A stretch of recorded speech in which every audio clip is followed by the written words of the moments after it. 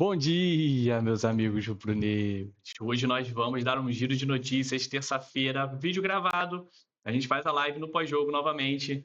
Vamos falar aí do que tem acontecido na semana do Flamengo, um pouco mais calmo, né? A live de ontem foi temperatura alta, ainda a flor da pele. Agora a gente já teve mais tempo para pensar. A gente precisa virar a chave. O calendário não deixa a gente ficar remoendo muito o que aconteceu no último jogo, já tem que virar a chave para o próximo jogo. E a gente vai falar sobre Bruno Henrique, vamos reagir a algumas aspas aí do Leonardo Jardim na coletiva e vamos falar da agenda do Flamengo para a semana, beleza? E aí, já pegou seu café? O meu tá aqui fresquinho, não tem jeito para começar o dia. Pega o seu cafezinho aí, vamos bater um papo rapidinho nesse vídeo aqui. Deve durar 10, 15 minutos, ser rápido, mas só pra gente estar junto, beleza? Vamos lá. Galera, o papo que tá rolando é que o Bruno Henrique renovou até 2027. Que beleza, hein, galera? Que beleza. Galera, eu me lembro que eu e alguns amigos, a gente conversava lá em 2018, 2019, na virada de 2018 para 2019, sobre como a gente queria ter ídolos que permanecessem no clube assim por muitos anos, né? Que realmente escrevessem uma história longa no Flamengo. A gente vinha de alguns jogadores ali que marcaram, né, a nossa história, mas não tinha assim, uma carreira longa. Por exemplo, o Júlio César é ídolo do Flamengo, mas não teve aquela carreira longa. O Pet é ídolo do Flamengo, mas é marcado também por momentos que são muito mágicos, muito realmente ali históricos. E todos eles têm o seu lugar de ídolo, eu não estou questionando isso, mas faltava aquele ídolo geracional que pegaria realmente ali, cara, uma criança que viu ele em 2019 e está se tornando adolescente agora. Jogadores que ficassem 6, 7, 8, 10 anos. E como é bom a gente ver isso com o Bruno Henrique. A gente vê com a Arrascaeta também. E tem outros jogadores em potencial do elenco do Flamengo que podem escrever esse mesmo tipo de história. O Léo Pereira é um deles, né? E, cara, isso é tão bom, tão bom. Eu fiquei tão feliz com a notícia do Bruno Henrique. Comenta aí, vocês gostaram de renovarmos com o Bruno Henrique até o final de 2027? É claro que o Bruno Henrique já não está mais no seu auge, né? A gente sabe disso, né? Ah, mas é muito importante institucionalmente o Flamengo saber administrar, né? Fazer a gestão e a transição desses ídolos. Por mais que o Bruno Henrique ainda vá jogar em outro clube depois, a gente não sabe qual vai ser a extensão da carreira. A gente está vendo aí o Hulk jogando até os 40 anos. A gente não sabe até onde vai a carreira do Bruno Henrique. Mas ele deu entrevista ali para a Flá TV, o Flamengo fez um vídeo e o BAP soltou ali uma notícia exclusiva de que o Bruno Henrique vai ganhar um busto, cara. Ele vai ser homenageado com um busto. Pô, incrível, incrível. Ah, a gente deve ver isso acontecer depois também com o Arrascaeta. É que eu entendo que, como o Bruno Henrique, a diretoria já deve identificar que é uma questão mais de final de carreira mesmo, e o Arrascaeta ainda tem um tempo, né? Então o Arrascaeta ainda tem tempo de fazer alguma merda e estragar isso. Aí, de repente, você faz o busto pro cara e depois você fica numa situação complicado, né? Então, o ideal é esperar mesmo o jogador estar ali mais perto do que seria o final da sua carreira, onde já não tem mais muito como o cara estragar, arranhar a idolatria dele. Mas assim, galera, é oficial. Bruno Henrique assinou a renovação com o Flamengo ontem lá no CT Jorge Lau. O contrato dele ia até o final desse ano apenas e agora foi estendido até o final de 2027, até dezembro. Até apareceu lá com a família, tirou fotos, tudo que tem direito. José Boto apareceu, né? Deu entrevista também, falou do quanto é importante ter um ídolo, mas é um baita jogador, 362 jogos, 114 gols, 58 assistências, 3 Libertadores, 4 brasileiros, 2 Copas do Brasil. Gente, atenção para esses números. Bruno Henrique com a camisa do Flamengo. 3 Libertadores, 4 brasileiros, 2 Copas do Brasil. É mais do que muito clube do futebol brasileiro. Dá um like no vídeo aí, se inscreve no canal. Comenta aí o que você acha. O Bruno Henrique é maior ou não é do que muito clube do futebol brasileiro, meus amigos? É maior. Sozinho ele é maior.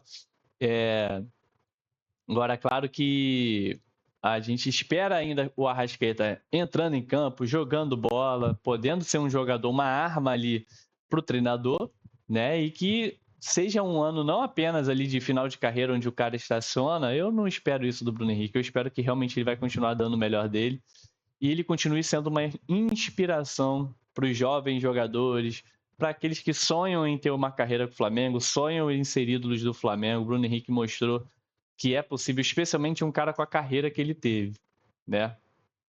Enfim, é um atleta de 35 anos, vai existir perguntas sobre o rendimento físico dele, como é que vai ser e tudo mais. Ele não joga uma temporada sem qualquer lesão já tem algum tempo, ele lida com lesões, mas assim, quando ele está disponível, quando ele pega ritmo, entrega, né? E é muito importante o Flamengo precisa fazer um trabalho de apostar no futuro, de renovar, rejuvenescer o elenco. Eu falei disso no vídeo de ontem. Mas o Flamengo também precisa recompensar o presente, né? E recompensar os ídolos que fizeram algo na sua história e que vão construir também o futuro pela referência que eles vão ser para os jovens. Então, assim, fenomenal. Parabéns ao presidente BAP e a todo o departamento de futebol por essa renovação. Muito importante para o Flamengo. Muito importante para o Flamengo. De novo, se inscreve, deixa o like aí, comenta o que você quer ouvir a gente falando aqui. Pós-jogo vai ter live na sexta-feira. Mas se vocês comentarem aí que prefere live do que vídeo gravado, eu volto a fazer live também. Por exemplo, no dia do jogo, antes do jogo. Mas deixa o comentário aí, galera. Enfim, Bruno Henrique renovado. E muito se repercutiu também sobre a coletiva do Leonardo Jardim, né? Do pós-jogo. Ali, ele, cara, deu algumas declarações e foi interessante. Ele foi bem honesto em assumir a culpa ali pelo resultado, por não ter conseguido encontrar soluções. Eu gostei disso. Que ele não ficou procurando desculpa, não inventou nada de falar de arbitragem, nem nada disso. Eu gostei disso. E ele até viu ali que o Flamengo chegou a entregar futebol entre 30 e 35 minutos. Eu não vi tanto dessa forma, mas eu também entendo que o treinador tá ali, galera, não é para falar igual a um torcedor. Ele tá ali para falar com o seu torcedor, ele precisa dar explicações, ele precisa se comunicar com a imprensa, torcida, mas ele não é um torcedor. Então, ao mesmo tempo que ele precisa dar explicações para o torcedor, ele precisa proteger os liderados dele. Então, como um líder, ele tem um dever de também não expor os seus atletas de uma forma que ele perca a confiança desse elenco. Então, assim, ele assumiu a responsabilidade, basicamente ele disse que é o grande responsável pelo empate, identificou o problema, e basicamente o Flamengo não soube manter intensidade em momento nenhum. Como eu falei muito na live de ontem, entrou de barriga cheia mesmo, deu o jogo por vencido. E vamos ver como é que vai ser a mudança de postura, principalmente do time contra o Medellín agora na Colômbia. E eu até mostrei, galera, nos shorts, a maratona que o Flamengo vai fazer de jogos fora de casa, pessoal. Eu fiz uma imagem aqui que mostra isso perfeitamente. Deixa eu colocar aqui no na nossa tela. Vai mostrar perfeitamente, cara, o tamanho do desafio que o Flamengo tem agora jogando fora de casa. Olha isso aqui, galera. Fica aqui comigo, não sai não, pelo amor de Deus. Que eu não tinha colocado aqui porque foi uma imagem que eu usei para o shorts, não tinha preparado para a live. Mas eu estou colocando aqui. Fiquem aqui comigo. Olha isso aqui, galera. Essa será a maratona do Flamengo de jogos fora de casa, tá? Jogos fora de casa.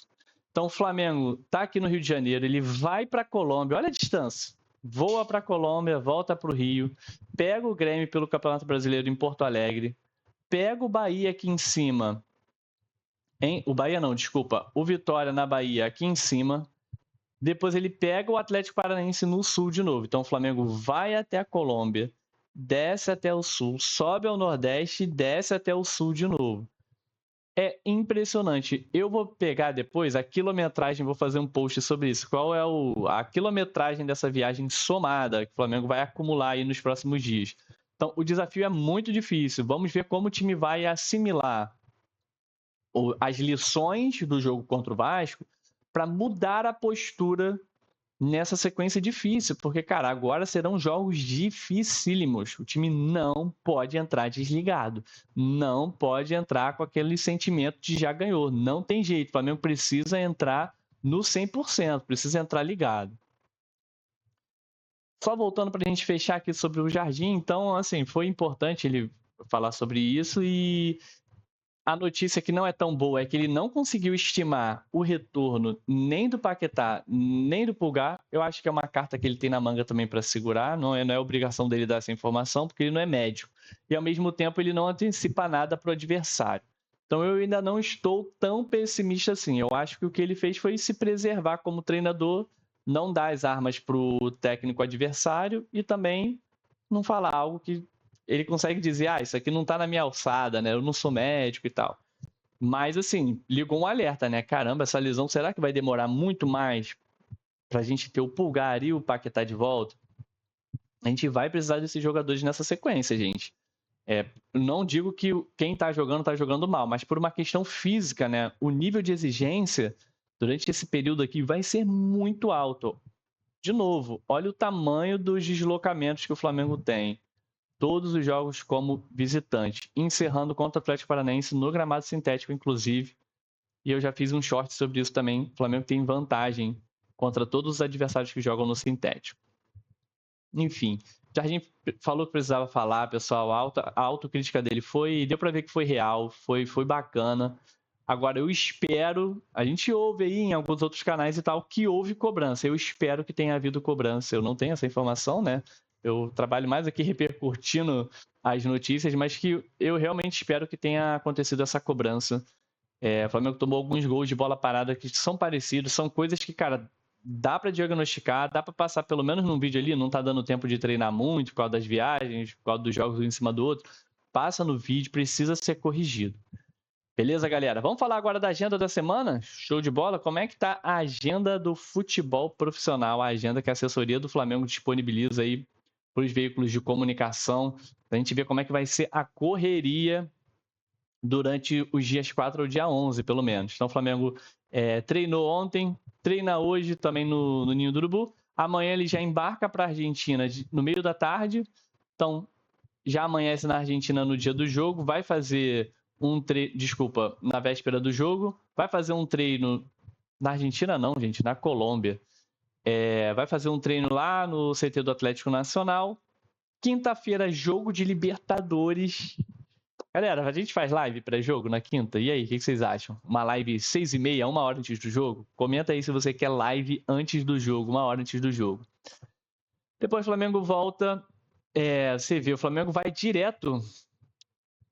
Flamengo. Olha que interessante. O Flamengo vai estar na Colômbia dia 7 e ele vai pegar Medellín, Porto Alegre, um voo. Tá vendo? MDE, Poa, Medellín, Porto Alegre. Ele vai direto para Porto Alegre. Tá? E aí fica no CT do Internacional, treina lá 2 dias e pega o Grêmio na Arena do Grêmio. E só na segunda-feira o time volta para o Rio de Janeiro. Então, vamos lá. O time vai sair do Rio de Janeiro no dia 5 e vai voltar ao Rio de Janeiro dia 6. Tá? E é por isso, pessoal, que lá na frente a gente vai ver na agenda do time folgas. E, claro, a parada da Copa do Mundo. Que a gente sabe que esses caras ganham muito bem, que eles têm condições diferenciadas, mas eles também estão dentro de um regime de trabalho CLT. O clube precisa compensar essas horas em viagem com folgas, tá? Precisa fazer essa compensação lá na frente. E é por isso que o time tem folga. A gente não gosta, né? Porque a gente quer que eles estejam sempre treinando, mas a gente precisa entender como as coisas são. Beleza, pessoal? Então o Flamengo sai do Rio de Janeiro, dia 5 de maio, volta dia 11 de maio. Começou o desafio do Mengão, galera. Começou isso aqui, ó. Essa cruzada em busca do brasileiro, da Libertadores e da Copa do Brasil. Tem jogo das 3 competições nesse intervalo aqui. E você, espero que esteja comigo nos pré-jogos, nos pós-jogos, nos vídeos gravados. Deixe o seu comentário, deixe o seu like. Se você assistiu até aqui, se inscreve no canal. Cara, aqui a ideia, galera, é ser um papo aberto, leve, sem gritaria, sem sensacionalismo, sem ficar tentando dar barrigada de contratação. Aqui a ideia é a gente ser uma galera para bater papo de boa, de manhã, tomando o nosso cafezinho. Vou ter que tomar mais um. E é isso, galera. Vamos trabalhar? Vamos trabalhar que 9 horas é hora de pegar no batente. Saudações rubro-negras. Obrigado aí por ter assistido até aqui.